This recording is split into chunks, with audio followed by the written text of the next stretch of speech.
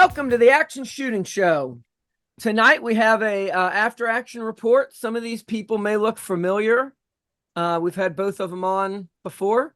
Got our friend Mark Rebke and John Drossert, who has been on at least 3 or 4 times now, I think. You were on the last one of these, Badger Trekker. And then I know we did one or two for Hunter's Moon. Yeah, at least one. I think 2. I think this might be my 3rd time. Okay. So as I just said, this is after action for Hunter's Moon. Since I always forget, like and Nope. like After action for Badger Trekker. What'd I say? Hunter's Moon. Hunter's Moon. Yes. Hunter's Moon hasn't happened yet. We got a month yet. That'll be yeah. Badger Trekker after action. If you could like and subscribe, share this around. YouTube and the algorithm hates gun content, so it is not going to do anything to boost us up there. So if you like this and you think it helps you out, it'll help other people out, share it along. So John, you want to tell us where Badger Trekker took place, the range, and then maybe just a quick kind of what the flavor of the match is? Sure. Yeah, Badger Trekker takes place in South Central Wisconsin. It's the Oconomowoc Sportsman's Club is where it's hosted. It's about 20 minutes outside of Oconomowoc, Wisconsin. It is a relatively small property. I think they have something like 86 acres or something like that, which to put on a 5K and a 10K run and gun on a property that small is seriously impressive. The way they end up doing it is you run laps. And I was talking to a buddy that came up from North Carolina and ran the match this year. We were talking about how the laps are kind of part of a head game. When you get out on some of these courses where, like Hunter's Moon that you mentioned earlier, you never see the same piece of property twice in the 10K. You never really know what you're going to run into. Whereas Badger's 10K, you see the same property 3 times. So you know that tree that absolutely sucked to go up and over is coming again. Or that wall that sucked to go up and over is coming again. So it's a little bit different than some of the other running guns in the country, in that you do the lap system. Their flavor is very much civilian readiness. It's not overly over the top tactical. It's just good stages designed to work on positioning and, getting your heart rate up on the clock and getting into and out of ports and shooting positions that you don't normally get at a flat range exercise. Yeah, Mark, you got anything to add? Nope, that's a good way to put it. Like I said in the past, it's just what I call a bread and butter run and gun. There's not too much like over the top fitness stuff. Like it's not the tactical games. There's not any real long range stuff. The longest range is 300.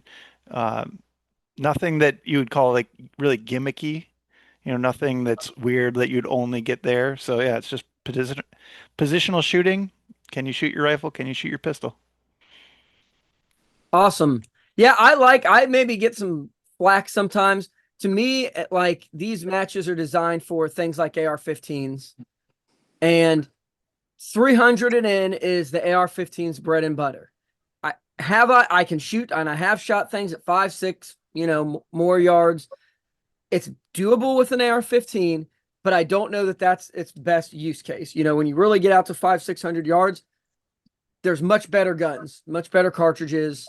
Yeah, we can do it. I kind of think it's a little bit of a parlor trick at that point, because unless you're just shooting a piece of steel, the energy on those bullets is not real useful. So I'm a big fan of like 300 and in for running guns. So, all right. So I guess moving on gear wise, Mark, what did you use here? Because I think your gun is a little bit different from last year. You kind of did a little bit of a rebuild here. So why don't you talk about your setup, and then we'll have John talk about his. Yep. So I almost always shot a 16-inch with a 1:6 LPVO. This year I did a 14.5-inch with a 1:8 PLXC, And then I also had a top dot on it, an EPS Hollow Sun red dot. And so that's the first time running a top dot. And it was a, I would almost say a game changer for me. It was a really big improvement just having both the dot for the fast stuff and all the close bay shooting, and then being able to go up to 8x if I wanted to on the 300. So it was a big change for me there. And then my standard Glock 17 with a red dot, my standard chest rig with just two mags, two rifle mags and a pistol mag. So all that stuff was pretty much standard. But yeah, I switched to a top dot and I really liked it. So uh, came in handy. I'm a believer now. So LPVOs are just gamer stuff. There's no real world use for them. that's right. You got to have a dot somewhere. Yeah. You John, get John, you anything you want to share about your rig? Yeah, so I actually just moved away from the LVPO world. I for many years for run and gun, I ran an ACOG with an offset. And just recently, over the last couple of years, I went to a 1-to-8 LPVO. What I found with that is I never remembered that it was variable while I was on the clock. So I was running the entire match at 3.5 to 4x anyway. So I decided I was going to drop a little bit of weight, and I shifted back to a 5x prism and went back to the offset red dot to have the close range ability. I ran a 12.5 with a suppressor, which had a total overall length of just under 16, equivalent to a 16-inch barrel. Made it getting in and out of ports really nice, and having that suppression made it a little bit more tolerable, especially for the ROs at close range. But I've got a lightweight, super build that I use for running guns, so that's kind of my go-to. And then my pistol, I have been running a Canic SFX Rival basically since their release. They're fantastic for what you pay for them. They're buying skill compared to a comparable Glock or M&P that you have to swap the trigger and all that kind of stuff. So yeah, that was the gear I ran. Awesome. Yeah, I mean, LPVOs are great. I see a lot of people do good things with like a fixed prism and a top dot or side dot. So I will say a couple weeks ago I kind of checked out one of those Canics at the AIM Surplus AIM days, and I can see the appeal to that. Besides a M&P with like the Apex trigger, the Canics triggers are very, very good for what you're getting. I mean, I've always joked, everyone says their polymer trigger is really good because the standard that they're judging it by is a Glock, and while absolutely usable and people can shoot stock Glocks amazingly, the trigger is absolute garbage on a stock Glock till you've shot it for 100,000 rounds, and then it starts to break in a little bit. But right out of the box, those Canics are a very solid option. So yeah, I'd agree with that. all right, so let's run into it. So I guess before we go though, if you look, those are they're not that similar of a setup. You got LPVO, you got dots. I think the important thing to remember here is, like we always say, the gear that you bring and that you know how to use is the gear you're going to shoot the match best with. So, 300 and N, if you're good eyesight, you can shoot a straight up 1X red dot and you can get it done. So, going in these stages, remember they're kind of shooting different gears, but it really probably doesn't matter if they did their job right. So, Mark, you want to share Of all Yeah. the matches, this would have been the perfect one to run pure red dot because the targets at 300 were full size IPSC. And so maybe the one was an AC, but they were big. And so of all the times where it's like, all right, you don't have to shoot a 10-inch plate at 300. You could use your dot and actually use it right, use it appropriately. This would have been the match. Yeah, and I would say a lot of the gun runs are like that. I mean, they generally have like 300 it in. I still like having magnification just because of my eyes, and sometimes it's good to see a little bit more of what's going on. But if you got the good eyesight, absolutely. So, Mark, well, let's go into the first stage. So I'll let John do the first stage because he RO'd it. So it was his baby. Yeah, so the first stage is the Badger Trekker kettlebell shuffle. They have, I've been here the last 2 years. They've had some version of it both years. Apparently, they also had one the first year that I wasn't able to make it to. This year, they changed it up a little bit. You're in a short bay, it's a pistol bay, rifle pistol stage with targets at about 25 yards. But yeah, so stage one, you on the beep, you ran over, you grabbed the kettlebells from the second shoot box, brought them back to the first shoot box, loaded, made ready your rifle, put 2 hits on some bowling pins. They use bowling pins as their close range, and instead of using steel, they require less reset. It's really smart, actually. Their Badger Trekker is set up with 4 match directors, and Will Henry is their stage designer and mastermind behind all of their stuff. And he comes up with some really clever solutions to problems. And how do we limit reset on a 25-yard target with a rifle? Well, let's shoot a wooden bowling pin.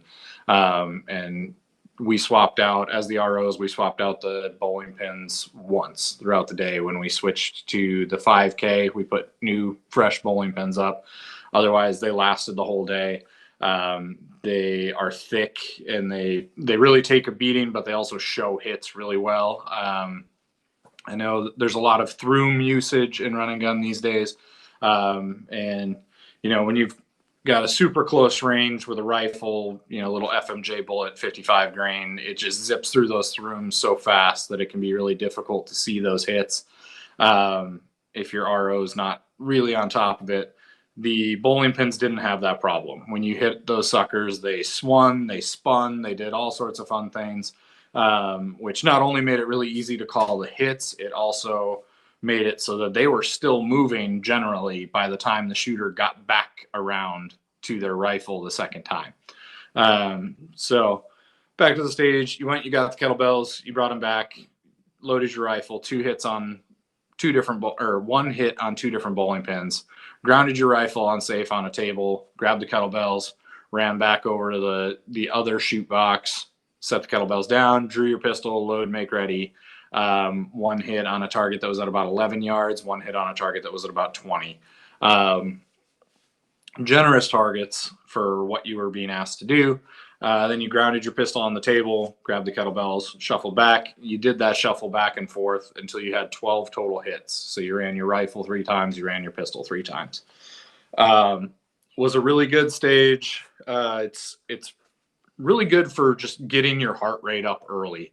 It's only, what, Mark, maybe 0.3 of a mile from the start line. So people haven't, you know, really got their heart rate up yet. They're amped up and they come off the line fast. And this year there was that stupid tree you had to go over that got people, you know, breathing a little heavy. But for the most part, people were showing up still pretty calm and ready to go. And then by the 3rd time they were picking up the kettlebells, they were breathing a little hard. Like I said, good stage for simplicity. Personally, I would have liked to see 1 or 2 more shuffles because just having the 3 iterations, your heart rate was kind of just getting up, and you were just starting to see that fatigue set in on the competitors by the time they were, you know, finishing their stage. Which there were only, I think, 3 competitors the whole weekend that DNF'd that stage, which for me as a match director, that tells me I can make it a little bit harder and it still be okay. So one feedback for Will, you know, have them run it 5 times instead of 3 times, and really get that fatigue setting in to where people are having a rough time holding their pistol steady to make those shots. Now, there's one problem that I had with it, and it was based on the guy that was running it. He I was like maybe the seventh person off the line, and he hadn't really settled into his groove on how to RO it yet. And so he didn't tell me that I could set the stupid kettlebells on the table. So I was setting them on the ground and picking them off the ground. And then I came back to watch later and saw people just setting them right on the table, pick up their gun, and then pick the kettlebells and go off. And I was like, boy, that would be a nice way to save a couple seconds each pass. Did you But ask? I didn't even think there was a possibility. Sounds Didn't like it's even. on you. Suck It's less. it just you know I think you expect your friends to look out for you, and no, you can't Nope. expect anything. I'd make you Um, You're the suffer. one that always gives us crap for doing gamer. That yes. was the way to game that stage, was to set the kettlebells down where they were right there at hand level. The top, I think, 12 times of shooters all did that. Everybody that set it all the way down on the ground and had to reach down and grab them every time took a little bit longer, got a little more tired because you're adding 6 deadlifts to it. And the kettlebells, should also be noted, were not the same weight. There was a 30-pounder and a 15-pounder. So when you went to pick them up, you were kind of off kilter, and which was just kind of a little bit of a mind game and a little bit of a balance test as you went to pick them up. There were a couple competitors that tried to move a little too fast for their britches, and it about took them into the trees when they had their heavy kettlebell on the outside. It Well, was sandy too, so they didn't stay. Every time you put them down, if you didn't put them down gently, they would tip over, and you'd be digging them out of the sand. So it's just little things like that that weren't costing anybody a match, but there's always places to save time, right? yeah. I mean, with Mark's incredible core, I imagine he didn't even notice the difference because he's a gym monster now. So I just scooped them both up with one hand, and I yeah, thought that was the easiest way to do it. I'm You know, glad. I'm glad the test is working out for you. yeah, it's coming along. Still got a little hair left, but Yeah. Well, working on yeah. You'll be flaccid before long. So all right. What's so from there, talk us into stage two. All right. You want me to go that one? So you ran out. This year they built a small A-frame that was about 6 feet tall, and the one side was smooth plywood with 3 climbing.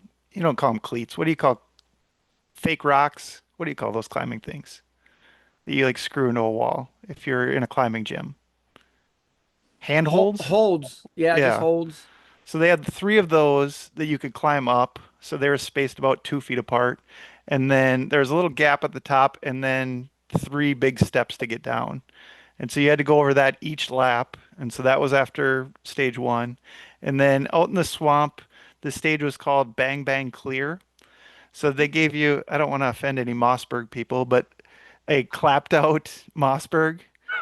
And it was a Mossberg, wasn't it? It was a 500 Yeah, I don't know. or something. Maybe it was a Maverick, actually, now that I It, think about it. one, they were willing to let 100 people send rounds through and not That's feel how bad. they come from the they come from the factory clapped out. Mossbergs do. Yeah. So they had a breaching door, and so you got 2 shells, one to breach the door, and then once you step through the door, there was like an AC zone steel at maybe 10, 12, 15 yards. And so you breached the door, kicked it open, and then shot the steel, dropped the shotgun, pulled your pistol, and there were maybe 8 pieces of little steel that you shot with your pistol, and you had to go through each one with one hit and the AC zone, and then start over at the beginning and go through all of them again. So it was a pretty quick stage. I think the winning time was like 20 seconds. There wasn't a lot to it. The one target that got people was a little steel alligator that was maybe a couple inches tall, but then maybe 6 or 8 inches wide. And the up and down was tricky for some people. My one thing that held me up is there was a diamond, but there was like a bush that was kind of covering it depending on where you stood. And so I'm shooting the targets, and they're like, "You didn't shoot the diamond." It's like, "What diamond?" And they're like, "It's right there in the bush." Okay, so I shifted over and then I could see it. So just that was probably what cost me. And when I did the shotgun, the door breached fine. Some people had trouble breaching the door and had to kick it open, but then it wouldn't pump for me. So I had to hit the release to get it to pump. And so just little stupid things that slowed me down but yeah, it was a fun stage. Anytime you get to breach a door, always fun. So I like that one. Yeah, and to Mark's point about the wall with the rock climbing holds as you're going up and over, um, lap one, that was totally fine. By lap three, when the lactic acid has started setting in and everything, and you're just trying to push yourself up that wall on your toes, man, my calves started to seize up going up that sucker so bad. But yeah, stage two was a lot of fun. Like Mark said, whenever you get the chance to shoot somebody else's shotgun and breach a door, it's a good time. There were, if I remember correctly, there were 3 targets on each side of the IPSC. If you missed with the shotgun on the IPSC after you breached the door with that second round, so you breached with the first round, reloaded, racked the shotgun, and then put your second round into an IPSC target. If you missed that, you had to pick that hit up with your pistol. But I didn't miss. So far of the videos that I've seen surface, the only people that missed are the people that didn't actually put the shotgun in their shoulder. They were, firing from their hip or firing from their elbow or whatever. And which, I mean, yeehaw, do what you got to do. But so yeah, you hit that IPSC, you basically just chucked the shotgun to the ground. They had a tarp there that was laying there for the shotgun to land on. So clearly they were worried about it. And then, yeah, all of the 6 targets were fun, unique, different, challenging shapes. I didn't have any problems with the little alligator, but they had a little garden gnome on the far left side that just handed me my butt for 3 or 4 rounds. So yeah, it was just neat to not just be shooting at guns and to have some different shape steel out there to play with. Yeah, I think there's a lot of people that without shotgun experience that still have this idea that you just point a shotgun in a general area and you hit everything that's there. And in fairly close confines, like even with real short barrels and stuff, shotgun spread is really not that. I mean, it's not very big. You still definitely have to aim. I think that maybe one takeaway with what Mark's talking about is if you've got a shooting area you're in, it pays sometimes to say get off the X, move from wherever you're at, because sometimes if a match director gives you an area to work with, he probably wants you to move around in it. If he put everything you could see from one area, there'd probably just be a box. There wouldn't be a shooting area. So definitely worth, if you think there's more targets out there, step to the left, step to the right, figure out, where you need to go. So Yeah, it was another weird thing too, though. Like going back to gaming things, this was like a case where it's like I'm over gamed, I'm conditioned to game because when I got through and took the second shot, now I'm looking for a place to put the shotgun down, and there was like a garbage bag where they were keeping the hulls, and just like, okay, just drop the shotgun on the ground. It's like, you're when you play these games so long, you're like looking for a box or a place to ground the shotgun safely, and they're just like, put it on the ground. I'm like, okay. So just little things like that, are the time's clicking as you're looking around for a place to gently safe your shotgun on the ground. yeah, I think I saw this in a Magpool dynamic video. So you like kneel and you like sandwich the gun in one arm, and then you draw your sidearm and you shoot with the other. Mark, you need to get out your Art of the Tactical Rifle DVDs and really brush up. Tactical shotgun. Tactical shotgun. Well, but I think It's the rifle technique works. right. That's true. I think that's where I saw it, was the rifle one. There's techniques for that. So yeah, you better get them all out just to be safe. All right, so that was stage 2. John, you want to get us to stage 3 and talk about that one? Yeah, so stage three, so the gap between stage two and stage three is where the 10K and the 5K course split for the first time. So for Badger Trekkers 5K, they run 2 laps of the course. For the 10K, they run 3 laps that are slightly longer. So the 5K kind of, Mark, you ran it. I've never. That's the one that's for like women and children and beginners and people And in me. wheelchairs, not for the real men. No, it's for me. That's okay. Just Yeah. But you guys run, through the marshland for the most part, right? Yeah. The 10K kind of veers off, backtracks on itself a little bit, goes and runs through some Wisconsin river bottom, marsh edge woodlands that are all, shorter, tag altar style, little trees, little willows, super annoying to run through. They had us, ducking under down trees and stuff like that. Man, I hit my head so many times because I had my ball cap on with my visor down, and I'm just trucking along, trying to move as fast as I can, and then hell, there's a tree there that I just found with my forehead. But yeah, so that's kind of the difference. Is the 10K just runs a little bit farther on every lap. So the 5K, the way they have it set up is really smart. Because the first lap, you shoot those first 3 stages. The second lap, you shoot the next 3 stages. And the third lap for the 10K is where they shoot the 10K only stages. So stages 1 through 6 are the same in the same order for both the 5K and the 10K, which allows you to kind of compare scores against your buddies that run the 5K. The difference there is, by the time Mark got to stage 6, he was at mile marker 3. By the time I got to stage 6, I was at mile marker 4.6. So just a little bit different on the cardio aspect of it. So it's not a direct comparison, but you still get to shoot the stages in the same order, which is smart.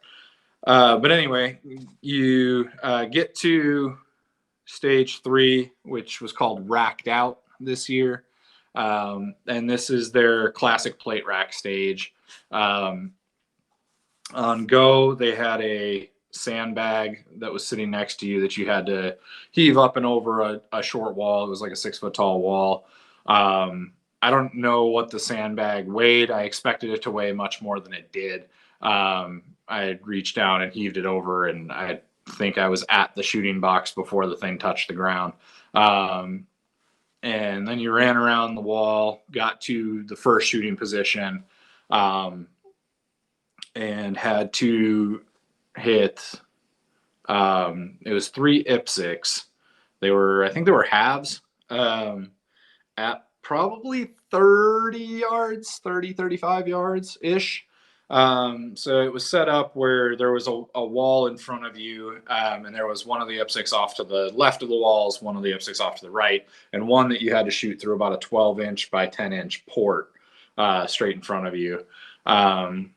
Once you got your hits on those, there was barrels laying down on their side in front of you that you had to get around or over to get to the second shooting position. And then from there, you were shooting through that small little port in the walls. And there were 2 plate racks, speed racks. So 6, I think there were 8-inch plates, 6 8-inch plates on each rack. I can't remember, Mark, do we have to hit the IPSCs again at Just the middle one? Just the middle one. Yep. So that was that whole stage. Good plate rack stuff, a lot of movement on the clock, which was fun. Picking up heavy things, putting them down on the clock is always fun.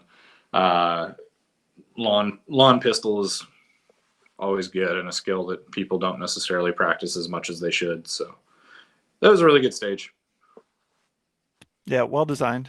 I liked it. I didn't shoot it the best, but it was well designed. I would shoot it again. That was the one actually I think I said that I wanted to shoot again the most because I knew I could do much better. And it was after that one that I had brought my like hand chalk stuff and then forgot to put it on, but it was in my bag. And so as soon as I got done with that, I was like, my hands are soaked in sweat. I need to put that on. So things went a little better for the pistol after that. But yeah, it was just, you know, going back to what this match is like. Can you shoot your pistol at about 30 yards? Can you shoot plate racks quickly? You know, like just bread and butter shooting that are, I think, are fun stages. So. Absolutely. And like 30 yards, people make that seem like it's a long pistol shot. Certainly it's not like just a gimme shot, but you get the old classic like 3 yards and 3 shots in 3 seconds, bull crap. And it's just like, well, when would I have to shoot 30 yards?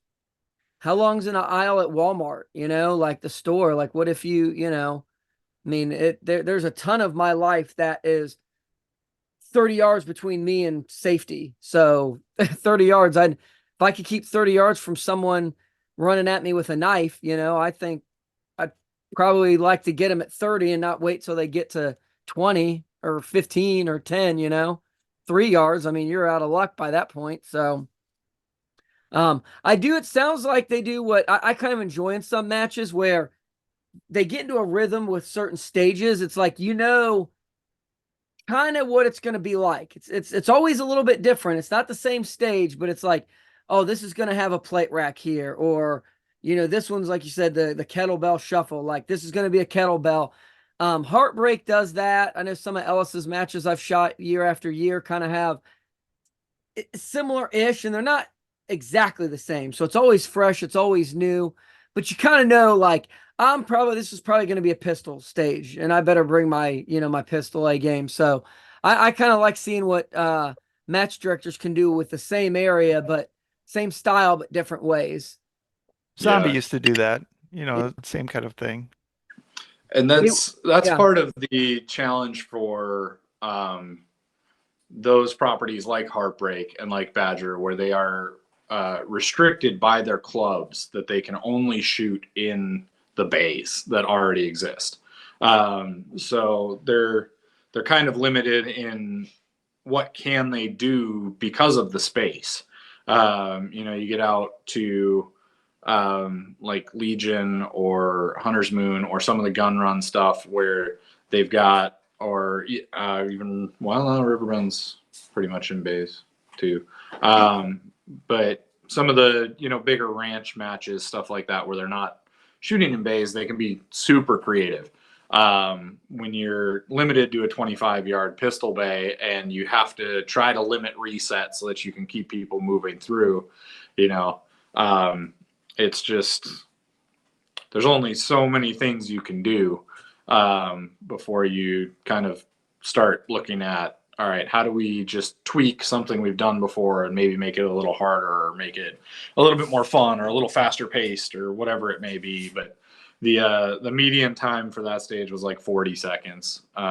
So that's pretty good, when you've got 60 10K shooters going through and your middle of the road time is 40 seconds. So Yeah, I agree. I mean, I've been running for 3 or 4 years a 3-gun match in bays, and not just in bays, but some of them I have to only use the back berm. I can't even shoot like pistols or rifles in the side berm. So yeah, it does get to be where you're like, okay, well, here's this stage. Here's how I can use it, where I can shoot. I got to get creative on how I do that. And I mean, John kind of mentioned it, time, he's talking about that median time that it takes to shoot a stage. When you're doing a running gun, how long it takes for people to shoot a stage really affects the match flow. If you got a stage that's, say you got 120-second par time, if the fastest guy is getting done, even if the fast people are averaging 100, 110 seconds, besides getting a lot of timeouts, you're really like, that stage could be a potential bottleneck as the match goes on, especially the further you get in the stage. Those further stages tend to back up. There's this like yo-yo effect where you won't see anyone for 30 minutes and then 5-10 people all come up within like one after another, and you get this kind of, I mean, the late in the match, it really tends to bunch up like that. So yeah, the being able to be creative with that, and but still keep an eye on like how fast people get through is certainly important. So that was stage 3, you said, correct? So we're on to 4. Which one you guys wants to share stage 4? I can I can share. do, go for it. All right. Um, so 4 is the first stage on lap 2. Um, and this was called, my phone walked away, so I don't remember the name. But it was the VTAC board stage. Racked Um, out, or no, VTAC double run. VTAC VTAC double. double run. So this stage was my least favorite stage of the course. Um, Strictly for a safety reason, though. The stage was hard. This was one of those stages, Ryan, you just mentioned bottlenecks. So this was a 5K and 10K stage that had a very complicated stage brief. It was not a fast stage to shoot. The fastest stages of or fastest times of the day were in like the 80 seconds range, with your median being in like that 140. So it was a long stage with a long, complicated brief. Um, but there were 3 different ports on the VTAC, and then you had 3 shelves on the edge of the VTAC that each corresponded to that port. And so on the beep, you could choose any of those ports. You could shoot from any order, but there was a 1 port and a 1 shelf and a 2 port and a 2 shelf and a 3 port and a 3 shelf. And there were 3 bowling pins at about 20 yards, 25 yards. So you shot the 1 bowling pin through one of the ports, and then you moved to the corresponding shelf, and shot a steel target. It was probably an 8-inch plate at roughly 50 yards from that shelf. And then you moved to the next port and shot a different bowling pin. So you shot each of the 3 bowling pins from one of the ports, if that makes sense. So it was, you shot the left bowling pin from the bottom port, you shot the middle bowling pin from the middle port, you shot the right bowling pin from the top port. And then you shot that same steel target from each of the corresponding shelves that went with that port. Then from there, you dropped your mag, but you didn't clear your rifle. And then ran over to another bucket, grabbed your magazine. You had to either load your magazine there, or when you got back to the VTAC board, you did that same course of fire again, dropped your mag again, ran back over to your box, picked up another magazine, and came back and did it one final time. So there was just a lot of movement. There was a lot going on. Me personally, I know a lot of like 3-gun and stuff like that. They aren't necessarily unloading their rifle as they move.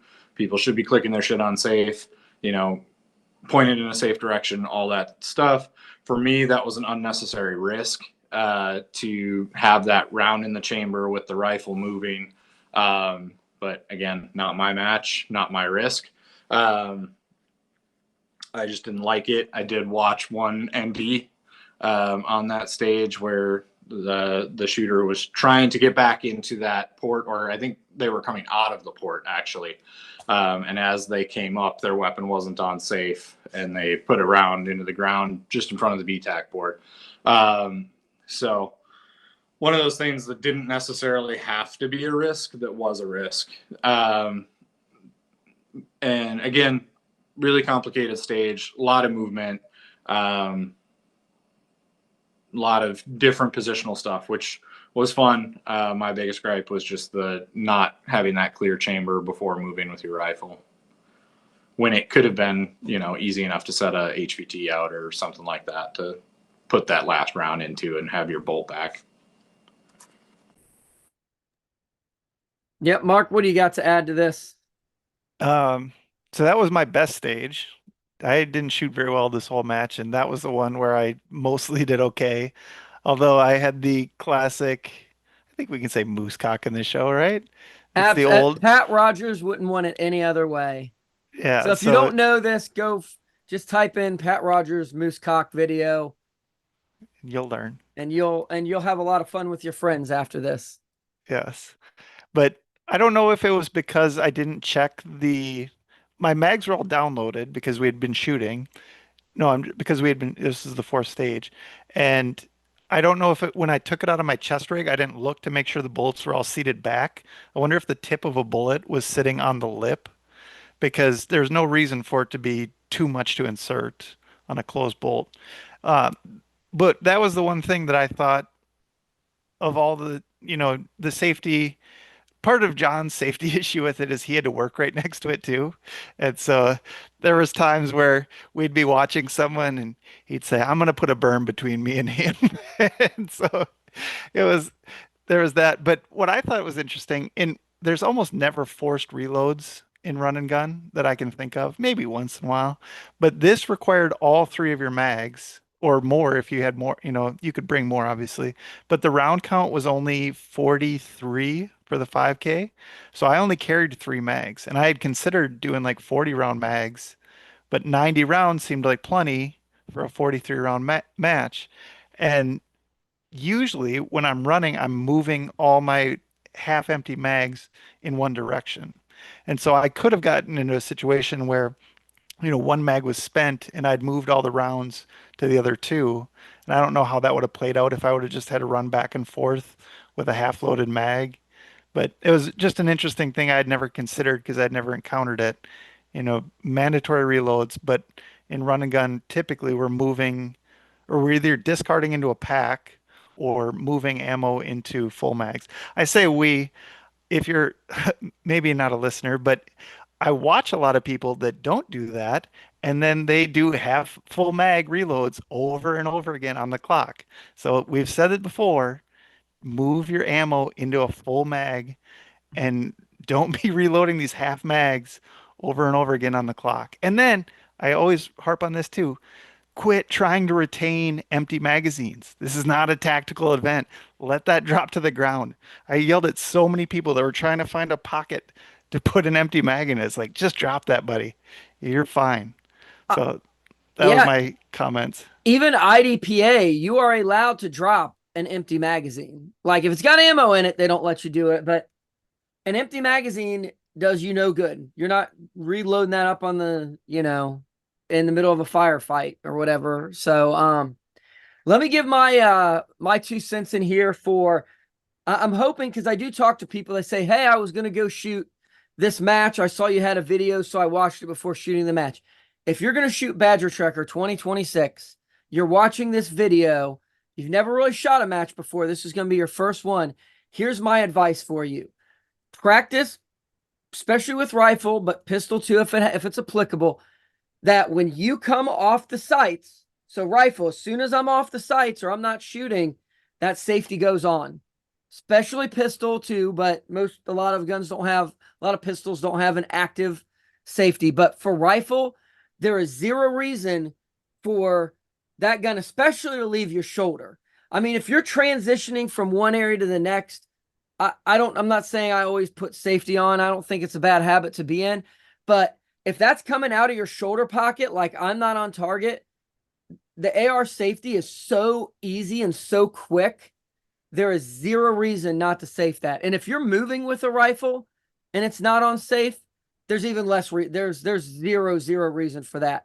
Because by the time I go from here to my shoulder, that safety has been off. You know what I mean? Like it's so even 45, 90, I don't care. 90 degree, I get off way before I'm ever on target and ready to shoot. So if you're like, man, what could I practice before my new match, my first match?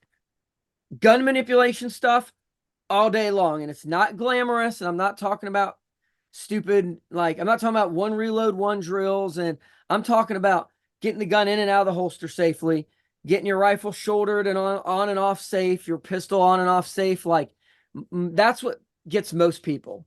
I've never seen anyone DQ because they had a slow reload of their pistol, but I have seen them DQ because they torched one off reloading, or, they dropped the gun that was that was hot and not unsafe, or whatever it is. I mean, just Or that. broke the 180 Yeah. reloading up in their Yep. workspace, and Yep. your workspace goes all the way around. Like, yeah, I was guilty of Absolutely. that once. Yeah. The gun manipulation stuff. I mean, just I tell new shooters, point your muzzle, find, dry fire this safe place. Could be on a range if you got a basement. Follow the 4 rules of firearm safety. Point a gun in one direction and work on moving left and right, backwards and forwards with your gun pointed in, like, at a back berm, at a wall or a safe distance, or just a single point on the wall, running back and forth. Get that muzzle awareness before you hit the match. So there's my rant for the piece of advice. But as someone that runs a match, has RO'd more matches than I can count, and has DQ'd more shooters than I would ever want to DQ. I mean, the number of shooters I want to DQ when I started ROing was 0, and it's been way, way more than that. So just please, if you're new, that is the one thing you can do to make your first match go so much better. I don't care what gear you show up with. I've seen some weird gear, but as long as you're safe with it, nobody cares what you're shooting. We really don't. You could have a PSA and, like, your 3D printed Glock and your homemade chest rig, and, like, I don't really care as long as it's safe. As long as long as your holster's covering it and retains it, and your gun's pointing in a safe direction and unsafe. I don't care. Your pump action Remington rifle. I don't care. Just be safe with it. So there's my rant. Worse than DQing people is seeing down the end of barrels, because that's one of the causes of DQing people. But you RO enough, that's one that you really hate. Is like, I remember, Oh, hollow points. yeah, when you DQ somebody's like, could you tell if they're using hollow points or not? It's like, yeah, I don't want to look down the end of any more barrels in my life. So, Yeah. All right. So that was 4. We're on to 5. Mark, why don't you take 5 for me? so 5 is now the longest continuous loop of doing nothing. Oh, I guess you do it twice of your 10K, but now you got a big long loop where you're getting all the way back to almost the start line. But they made you this year, you had to go down in this ditch that had about a foot of water in it, or maybe 6 inches of water and 6 inches of mud. And you had to go in that for what, John? 30, 50 yards maybe, just walking along in it. And then you got out of there and you went into that. There's like a little wooded area they've got carved out. And this stage had you start outside of a wall built out of pallets. So imagine a pallet on its edge. That's about, belly high, chest high. And you climbed over that into a little corral that was made out of pallets. So the width of a pallet and then 2 or 3 pallets long. And you had to get down to what they'd cut a port in one of the pallets and shoot 2 pistol targets, and then back up and shoot 2 more, and then hot reholster, and then crawl out of a culvert like a PVC tube kind of thing, and then go behind another um, pallet that was up on its end and shoot 2 steel at maybe 50, 60, 80 yards from a couple of different positions, and then safe your rifle and pull your pistol and do a Mozambique drill on 2 pieces of steel at 15-ish yards. Mozambique drill is 2 in the chest, 1 in the head, and that stopped your time. And so this one was interesting for a couple reasons. One, there wasn't a lot of space in that little pallet corral that they'd built. And so I had my rifle slung forward. And as I was backing up, I dipped the muzzle into mud. And I was really worried. I was like, how hard did I dip that? Was it just touch or was it stuck? And then the other issue for me, if you're a right-handed shooter, it was a pretty hard port to get clear shots because they were shooting to the right. So you really had to back up. But then the hot reholster, had some trouble with that in the tube because I'm bent over in this small space. and I'm thinking holster along my torso, like you're standing, but my holster stays, perpendicular to your hips. So I'm putting the gun backwards and not straight into the holster. So I struggle with that. I struggle with the mud. And oh, and then the other fun part is the mud that you had to lay in was when we were there, I'd call it pillowy mud, but it kind of rained and drizzled overnight, and I think it was just slop the next day that you had to lay belly down in. Um, last year, there was a lot of difficulty, at least for me and a couple shooters, seeing the targets in the woods because of the way the light was coming through. This year, they used like a cider plate, I guess you'd call it. Like they put a target out there that was blaze orange, and you knew that the steel was above and behind that. So at least you had a good idea where without them having to actually paint the steel, because generally we don't paint steel in run and gun. But this gave you like you knew it's over there. You didn't have to wonder what tree it was next to, things like that. So that one went okay for me. Like, fighting my holster, fighting the mud could have been better. And then I didn't have enough room to turn around and go forward out of the thing. So I like crawled backwards out of the pipe, which is not speedy by any means. So what do you think of that one, John? I'm sure John had way more room in that pipe. Right? Such a he's a svelte guy, you know. Yeah. For reference, I'm about twice as wide as Mark. So when you get us down in 24, whatever it was, 30-inch culverts. But no, it was a fun stage. It was a challenging stage because the positions were so hard to get into. Those first two ports with the pistol, for me, I was down in and my head was towards the tube, which is away from the range, so I'm shooting back kind of across myself with one shoulder is like in the tube and I'm shooting one-handed through the port, trying to keep my muzzle out of the mud for my rifle that's hanging in front of me. Very, very interesting stage with some forced positions that, you would never take that shot unless you absolutely had to,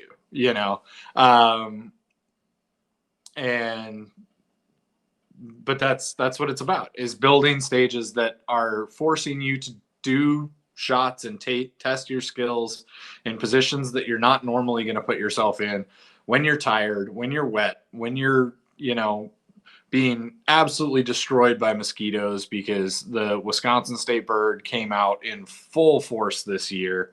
And I mean, I had clouds behind me because I'm not a fast guy. I can't outrun them the way Logan Dudley can, like hell, I think when Logan passed me, he left half of his cloud with me because it was easier to keep up with me.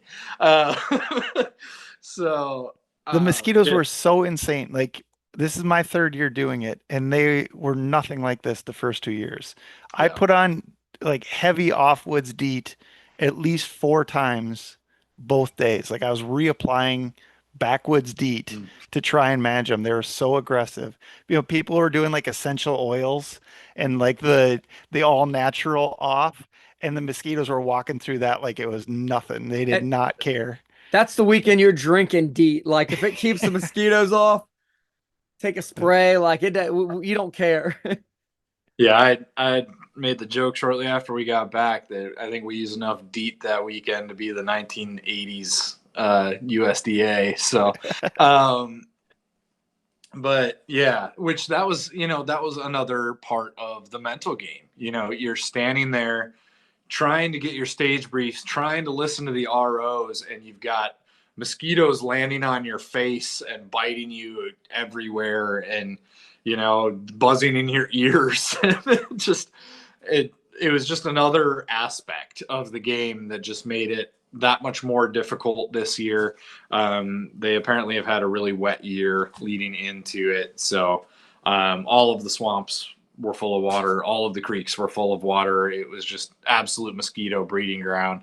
Worse Wild. than them buzzing in your ear, I watched at least 2 people inhale them. And if you think you want to go off your game as you're standing there talking or breathing heavy, and all of a sudden people are just hawking on them. Yeah. Yeah, I had one get me going up and over the wall on lap 3. I inhaled one like halfway up the wall, and I almost fell off the wall. But no, the stage was really good. The positioning was really challenging.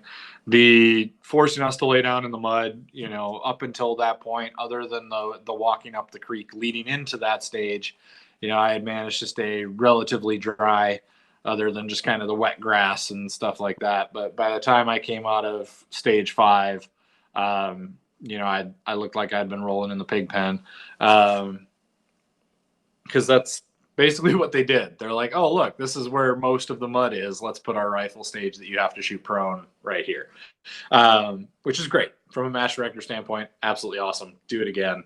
Love it. But yeah, it was a good stage. It was fun. Not anything overly complicated. Just some difficult positional work and moving on the clock. We should talk about the mud and muzzle devices again, though. That's an important thing to discuss. You had your rifle in front of you, right? I talked to somebody else that had it slung on their back, but downward, and as they were backing up, they hit it in the mud. And so that's in general, you should not fire a gun that you've stuck in the mud. Like, no, you do not want any obstructions in your barrel. And so even though I couldn't see any mud on the end of mine, I showed the ROs my muzzle device and they said they could see light through it.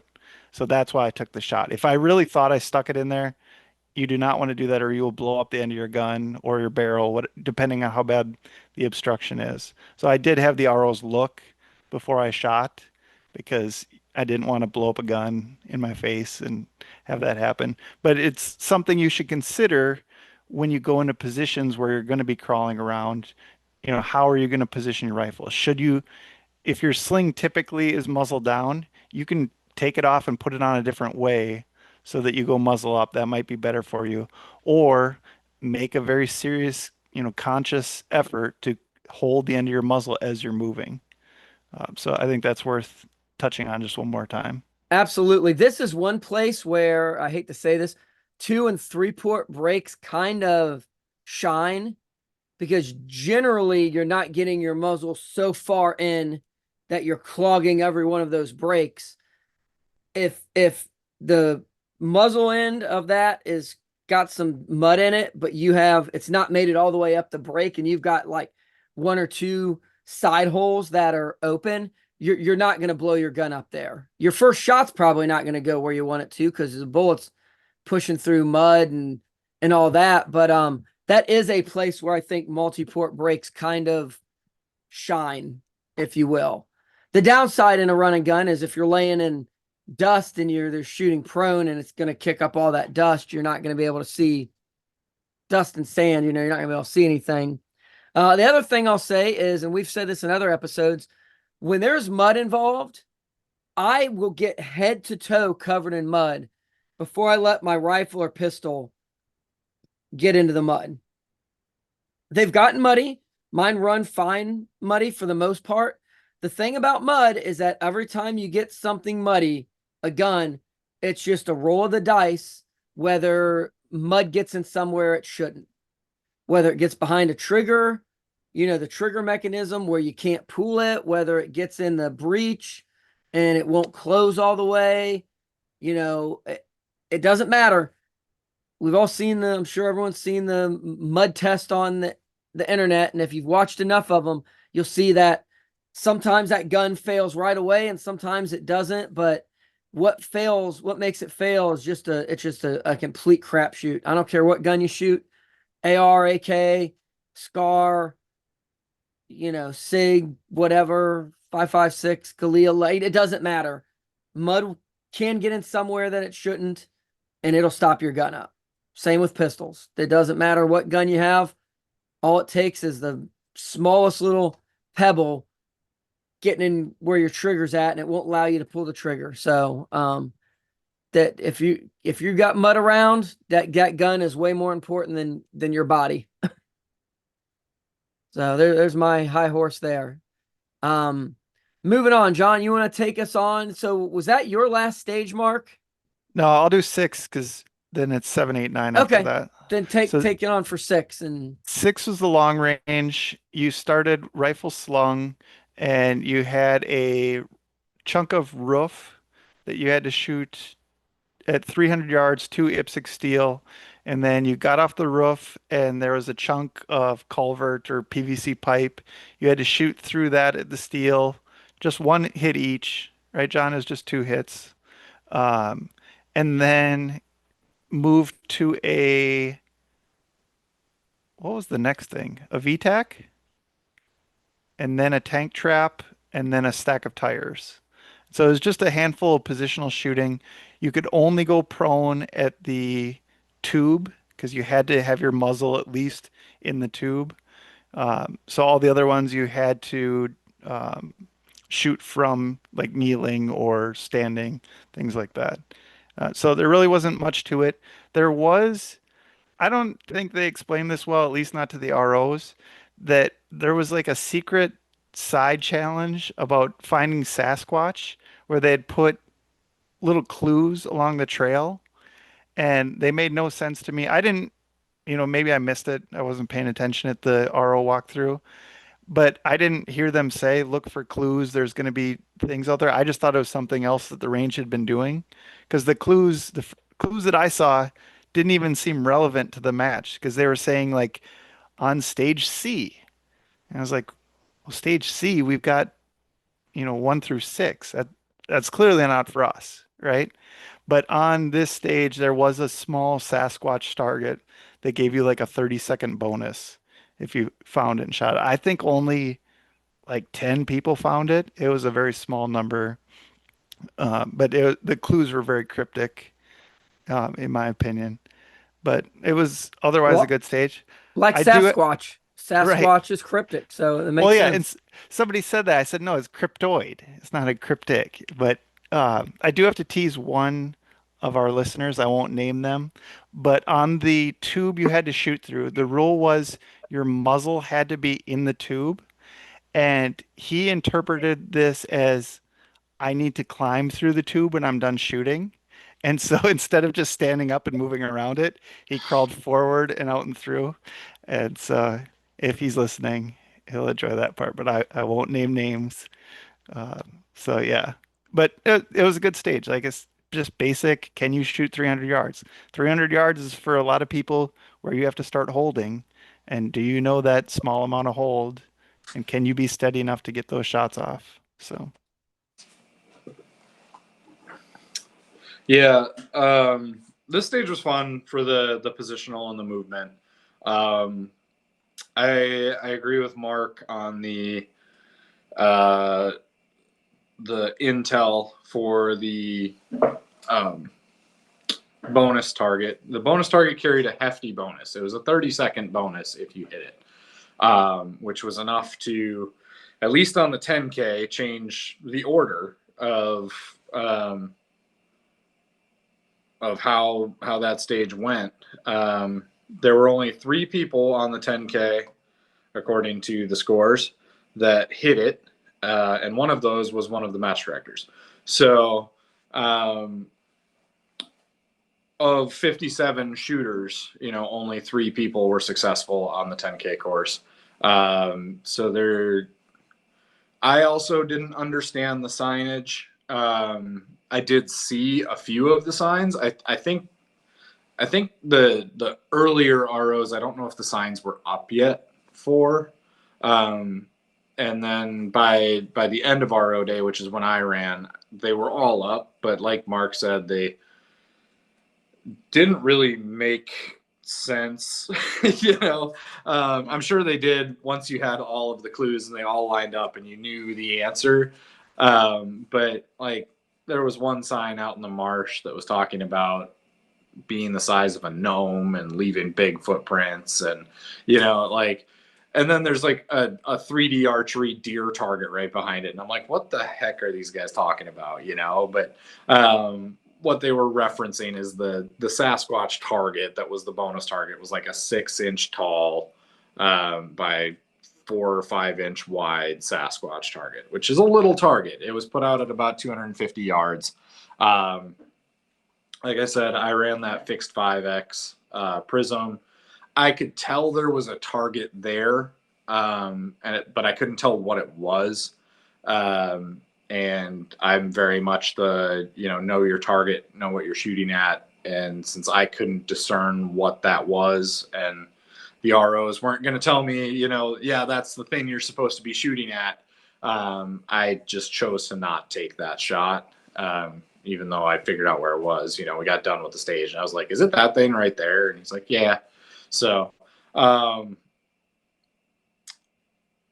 otherwise though, it was a really good stage. I like the positional stuff. I like the movement. I like the basically building your own shooting stations. The tires always kind of mess with people, that stack of tires being that last position, because they had one, they had a stack of tires that you could really get up on top of, and build a good solid position. And then they had, another tire or two leaning against the side of that was pretty much perfect kneeling height. So it's been interesting to see some of the photos come out after the fact, after the match, and see the different shooting positions that people put themselves in. And, some of them you look at and you're like, oh, that was kind of smart. And then others you look at and you're like, why in a million years would that make sense to you? But that's part of the game. It's part of the learning experience that is the sport when you're shooting from positions that you don't normally shoot from. So.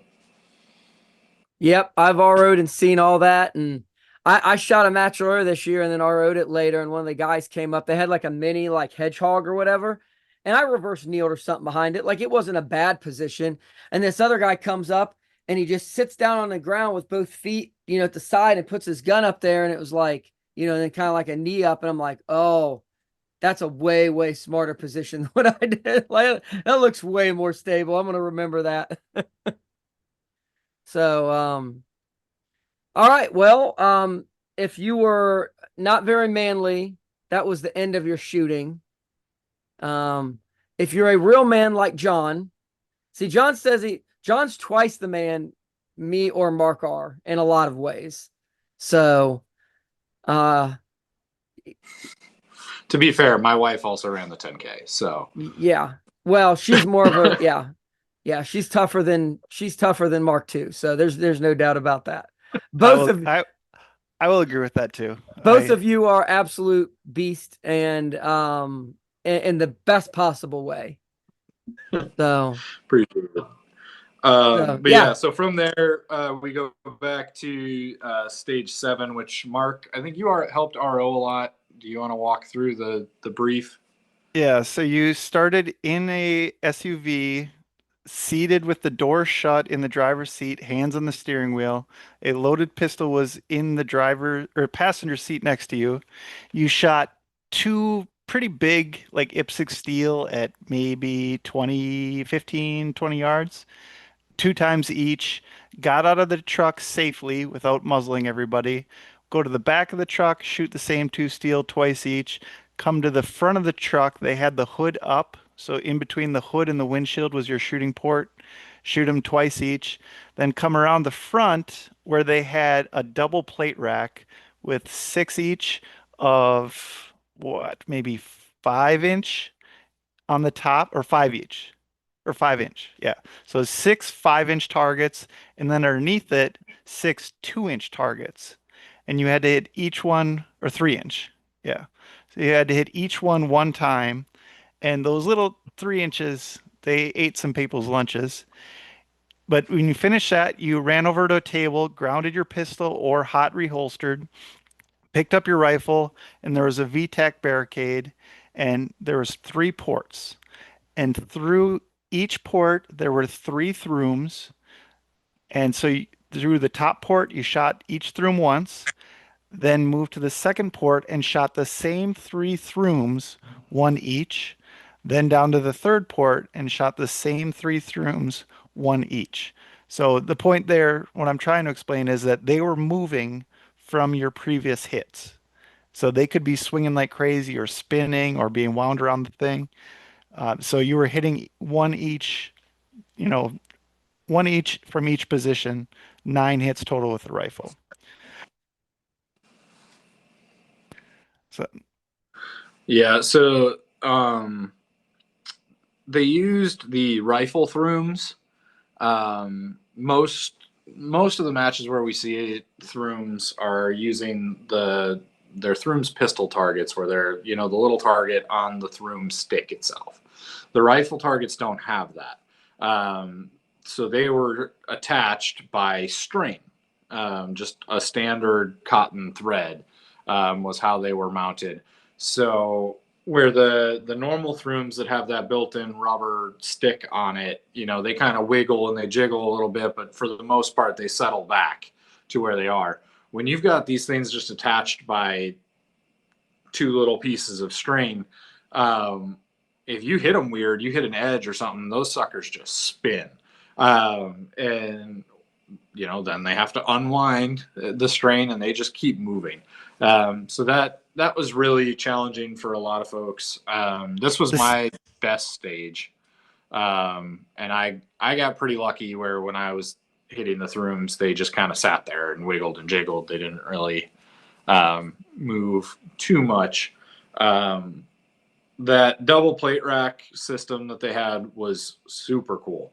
So it was 5 plates and 5 3-inch plates. The 5-inch plates were on the speed rack portion of it. And then the 3-inch plates underneath it, were on a swinging system. That was all built into that one rack. Very, very cool system. Those 3-inch plates were a lot of fun. They were at 11 yards, which is sporty, but they were also super gratifying to hit because of that. So super, super fun stage for me. The throoms, the thing about the throoms too was, like you said, they'd spin sometimes, but that wasn't even the worst. The worst would be that they would get this diagonal back and forth swinging going. So not even front to back, but side to side as they were going front to back. And so, like John said, he was super lucky. Logan Dudley shot it right after him, and his just would not settle down. Like they were constantly, and you have to try and pick where you're going to hit them on the move. And so just a completely different presentation. Also, we never touched them. Sometimes they would stop spinning and they'd be essentially bladed. They're like little hockey pucks, but sometimes the string just wound up with you got a narrower view than everybody else. And then sometimes you would cause it to be narrower. And so, it's just the luck of the draw. It was crazy to me. The string was like a notch above yarn. It's smaller and skinnier than paracord. It was maybe like the inside of paracord, like that thin. And I don't think we had to replace the string at all. Like it got beat up, but it never broke. And I thought that was interesting. Like, you spend all this time, like people get fire hose to hang their targets and it gets eaten up or this thick rubber. It's like, no, just this little baby string is going to hold for 100 shooters to shoot at it. So I thought that was an interesting presentation. Yeah, I was just looking behind me. I purchased one of those. There's one of those somewhere downstairs, and I have yet to use it because I couldn't think of a good way to hang it that I wasn't convinced that it would just fall apart or do what you guys are saying, just go flying all over the place. Because the real beauty of the throoms is that built-in cord, everything's there. I mean, once you attach them to something, I just retired 3 or 4 of them that I've been using for a good 2 years at my local 3-gun match, and they get used about every match. So say 50 to 100 shots on them every match for 2 years. I mean, they were pretty chewed up, but that's a lot of life for a $2 target. But yeah, those little ones, they're thicker, so when you get a little bit bigger, they actually still move. Because for match directors out there, if you get much bigger than the 2 or 3-inch like pistol throoms when you're shooting them with rifle, they don't move enough. The round, like John was saying, the round just zips through. Like the 4-inch and bigger, the round just zips through and they barely wiggle, and you can't call hits. The 2-inch, at any distance I've shot them at, I've never seen a 2-inch not move pretty good if someone actually hits it. So But the bigger you get, the heavier they are, and the little rounder zips through, and you can't call hits on it. Just looks like the wind's blowing it. So all right, so that 7 there, and get us on to 8, John. Yeah, so 7 and 8 were back to back. They were two bays right next to each other. 8, I know they had a little bit of a choke point issue, just because there was some reset for the stage that took a little bit of time. So 8, you started with your rifle in the first bay. It was a double bay stage, so there was quite a bit of movement. But you started, there was a rescue Randy on the left side of the bay that had a chest rig on, and you had to put one of your pistol mags in the rescue Randy's plate carrier. And then you moved over to your starting position where you started with your rifle. And at the end of the bay, which was probably 40 yards, there were 3. What's the name of them? They're They're pop. Throom, yeah, they're Throom pop bottles. Yeah, they're not made by Throom, but they're a Yeah. similar plastic, lives for 1,000 rounds kind of bottle on a string. And so there were 3 of those you had to hit with your rifle, then move over to the Randy, and there were 3 more on a different rack on the other corner of the bay, and you had to hit those 3. And then there was it was a drop your mag, high value target, 2-inch clay pigeon inner holder, kind of back towards where you came from, at probably 15 yards mark. Where if you missed that HVT, there was a 20-second bonus or a 20-second penalty added to your time. And then you grabbed Rescue Randy and drug him over to your third shooting position, which you had to get him around into the next bay and all the way to the far end of that next bay, and behind some cover, and then grab your pistol mag out of his plate carrier, load, make ready your pistol. And there were, I don't remember how many targets were out there. It was a bunch. There was like 8 Over 20. Yeah, there was a bunch of targets on that stage. Yeah, it might have been like 12 on the back wall and then 8 on the side wall or something like that, that you had to take, had to hit with your pistol. It was a super fun stage, but it did have a lot of reset with having to get Randy back over and all that kind of stuff after the stage. I had the unfortunate event that had absolutely nothing to do with my time on the stage. It was more affected my runtime after. One of the barrels that they had set up as the barricade, that you were supposed to be hiding behind to shoot, had the bun hole on the barrel was open. And when I dropped my empty mag to reload my pistol, it just perfectly went in that hole, into the barrel, and I couldn't find it for a long time. I ended up going back the next day and having to fish it out. But yeah, it was a good stage for me. I hit the bonus target, which was good. And it was fun. It was a lot of movement and a lot of good targets.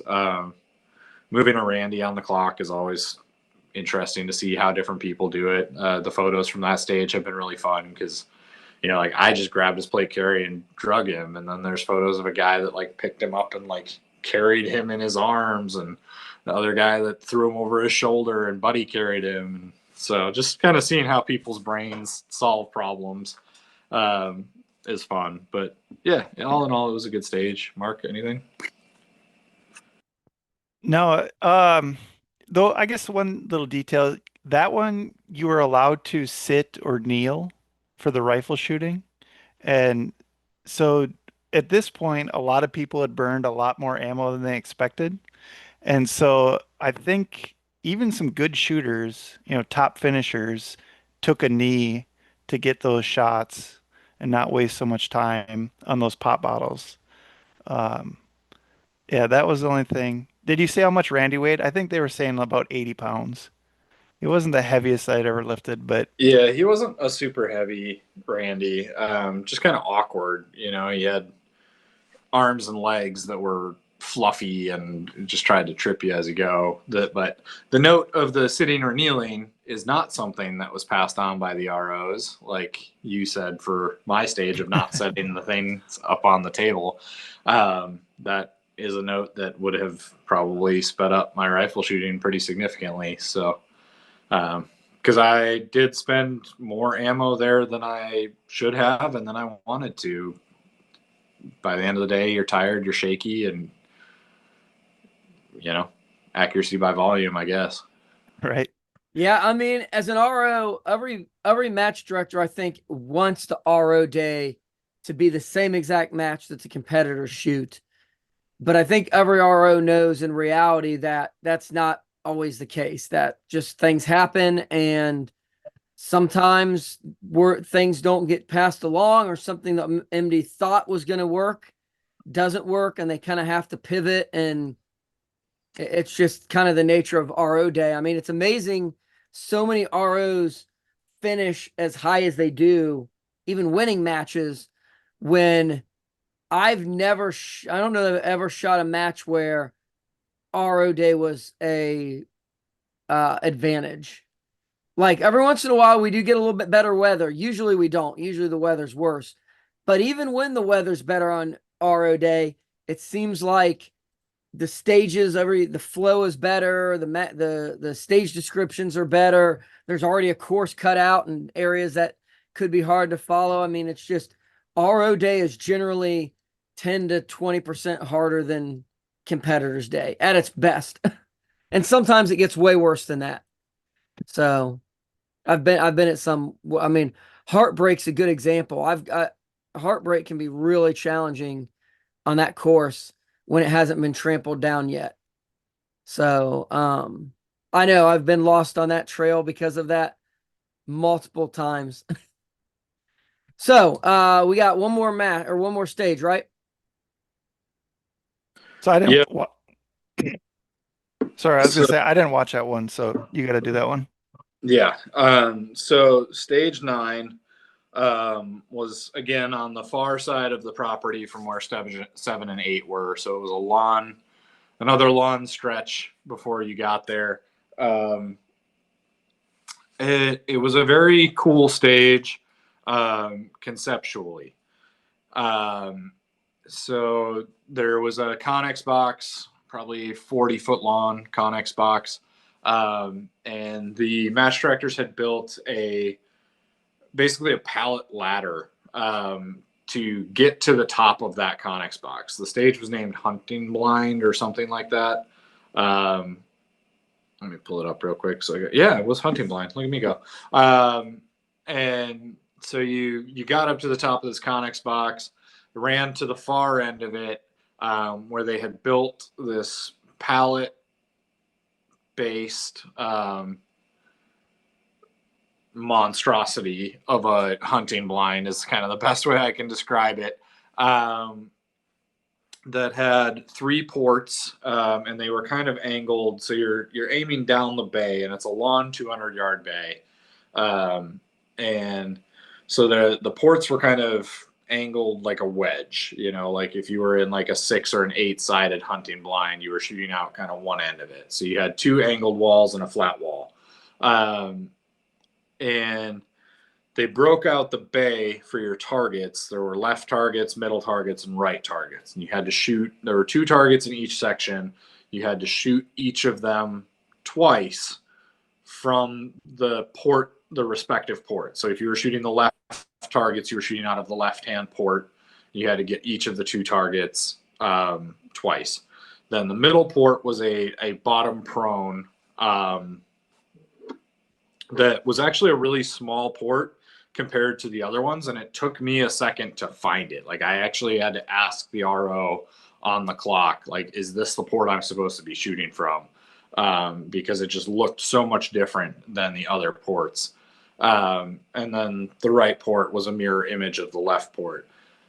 The biggest pain in the ass with this is they put camo netting basically as the roof of the blind. So not only were those artificial leaves falling in front of the two side ports, but the netting that held those leaves, in place kept snagging like my optics and all of the stuff. So I ended up just having to basically rip my rifle back out of the port, because by the time I got done shooting, I was so tied up in that netting, and getting pretty frustrated, being last stage of the day, trying to move fast. It was also by that time raining for me. It was a very nice light summer sprinkle, knocked the mosquitoes back, but it also made the top of the Connex box pretty slippery. So that slowed me down a little bit, being able to move across the top of the Connex box. I did like that it was a hunting themed stage, and all of the targets that were out there were animal shaped. That was just a fun little, bonus, yeah, it was a good stage. The movement, getting into position, the positions were annoying just because of that damn netting, and so it was just a frustrating stage, and it wasn't even a frustrating stage because you screwed something up. It's always easy to be mad at a stage when you're like, oh, I tried to load an overloaded magazine or something stupid that you can blame yourself. But when you're just tied up in camo netting and artificial stuff that the match director, is just sitting there going, like, that's just frustrating. But it was a really fun stage. I would absolutely shoot it again. So. I tell people match directors are unhappy people, and we only get happy by inflicting pain and suffering on other shooters. Like, if we're going to set this match up and shoot a crappy match because of it, you all are going to suffer too. It makes me feel good. Sadists. Yeah. But yeah, so that was the final stage. I don't remember off the top of my head what the final round count was. I think it was something like 90 and 90 for the 10K, or maybe mid 80s. Very reasonable. I carried 5 rifle, 6 pistol or something like that, or 8 pistol maybe. I don't know. And I honestly couldn't even tell you how many I came back with, but I came back with a decent amount. Badger does a really good job of their targets are generous. They're, with the exception of the bonus target, the Sasquatch this year, there was nothing out on the course that was overly difficult, where Mark was saying, a red dot could do the entire course. A red dot may have struggled a little bit on the hunting blind stage. It also may have just burned through it because you're not fighting the magnification, picking up the artificial leaves right in front of your face. So, all in all, really good course, a lot of fun. I'll be back next year if they'll have me. Yeah, sounds like a great match as always. I mean, there's not a lot of run and gun going on up in that general area, so it's nice to see. I mean, I know a lot of these guys, the ones that I know that run that match, have shot other matches down this way. They come out to Guardian and stuff like that. So it's nice to see kind of spreading. I think we talked about it a little last year. They're doing a lot with a little. Everyone thinks you need, they're blessed in Texas. I see these matches they have down there, and they are on these big ranches, and they got, thousands of acres that they can run with. That's awesome. Like, they're very blessed down there. You don't need that. You can run a match on way less. You just got to be creative about it. You got to maybe run some loops, or, like Heartbreak, they got to stay in bays, but they can go out a bit and then they can come back in, and then they go out a bit and they come back. I mean, there's a lot of ways that you can do a match if you just put a little effort into it. So we'll start with Mark here. Maybe closing thoughts, anything you do differently. If you have any recommendations for people who may be shooting this in the future. what they should consider or know? Anything like that? I don't know if this applies to anybody, but one thing we haven't really talked about it, and one thing I did different this match is I ran with headphones so I could listen to music. And I've always wanted to do that, but I don't want to break my cell phone, and I don't have like an otter case for it. And I didn't, I was gonna buy one. I didn't. I was just like, all right, it'll be fine. And I really enjoyed that. Maybe it takes away some of the being out in the woods and kind of running. But what I found was interesting was I didn't have to listen to myself huff and puff the entire race. And I realized that like makes you more tired listening to yourself breathing heavy. When you're listening to music, you're just like, hey, this is kind of fun. I'm rocking out here. This is good. So I think in the future I'm gonna do music again. I really like that. And I don't know that that applies to anybody or this match, but that was one thing I did different. Top You didn't dots. you Go didn't ahead. get you didn't get tired of 5 hours on the course with Taylor Swift? You can't. When you're a Swiftie, you're just thinking, we're out there together. It's teardrops on my guitar or I'm done. No, the top dot supremacy. Now I understand that, so I'm gonna keep doing that. Any other things? No, it's just a good match. It's good run by great people, good ROs. So yeah, I'll be coming back again. All right, John, same question for you. Any thoughts, anything you do different, anything you recommend for new shooters? And then after that, give a little bit of a have you sold out Hunter's Moon? Okay. So you don't need to advertise that.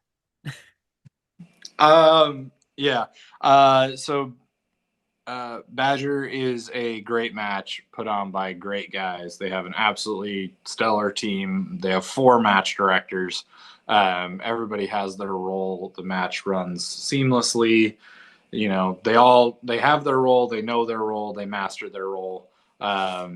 So they just move people through, and it seems effortless. For anybody that's ever run any form of match, or let alone a run and gun, to take that chaos and make it seamless and easy and not have any issues, that takes skill. And those guys do it. Their RO team is really, really good. Uh, the facility, thank you to Oconomowoc Sportsman's Club for letting them host that match there. Being, the only one in Wisconsin, it sells out super fast. So if you want to do it next year, make sure you are on your keyboard the minute that stuff releases. I believe Badger sold out in like 4 minutes this year for both races. So they have expanded the sport into a new market, and that market has been very receptive. So make sure you're on top of it. Advice for new shooters that have never done it before: don't go out and spend thousands of dollars trying to get the new stuff, the leanest, meanest, whatever. Get a couple mag pouches and a Camelback to throw the rest of your magazines in, and go run with what you have. Your first 5 matches, you're never going to run the same kit twice anyway. You're going to find something you don't like. You're going to change stuff out. So just go out, do it with what you've got.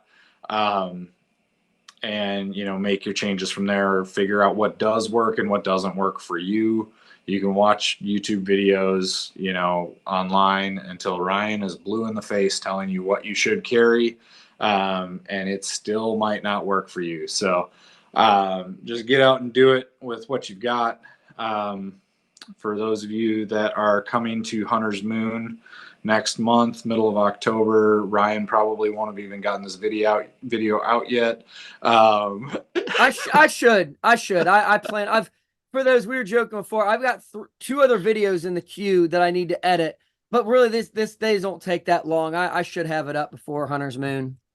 Okay. So I'm just giving you shit because I can. maybe not on podcast on Spotify, but it'll at least be on YouTube. But yeah, look forward to seeing everybody out there for Hunter's Moon. We've got some really fun stuff in store for you guys, some challenging stages. We go farther, we go longer shots, we go farther runs, we go bigger, badder, more elevation. You know, Badger is limited by what they have available to them. And when it comes to overall terrain, once you subtract out the mosquitoes, it's a relatively tame run and gun, really good run and gun for first people for that reason. Hunter's Moon, some of the Texas matches, stuff like that, the elevation changes get pretty extreme, and they become kind of a different beast. So, which this year is going to be no different for that, and we're looking forward to it. We head out there, middle of October, and thank you to everybody that sponsored Badger Trekker, all of those companies, Crate Tactical, Vortex Optics, Safari Land, Criterion Barrels, Krieger Barrels, Bartling Barrels, BCM.